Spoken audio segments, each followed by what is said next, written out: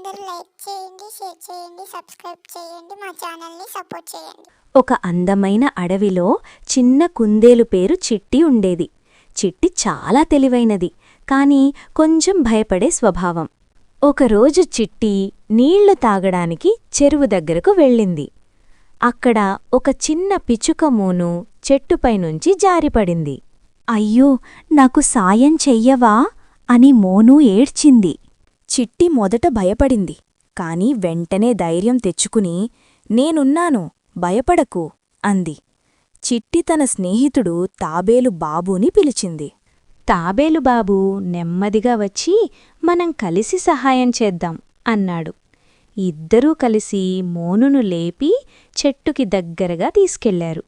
మోను చాలా సంతోషంగా ధన్యవాదాలు, మీరు నా మంచి స్నేహితులు అంది. ఆ రోజునుంచి కుందేలు, పిచ్చుక, తాబేలు ముగ్గురు మంచి స్నేహితులయ్యారు.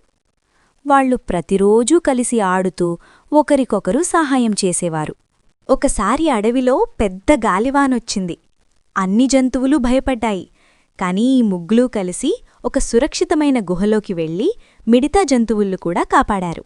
అందరూ వారిని చూసి స్నేహముంటే ఏ సమస్యనైనా ఎదుర్కోగలం అని అన్నారు.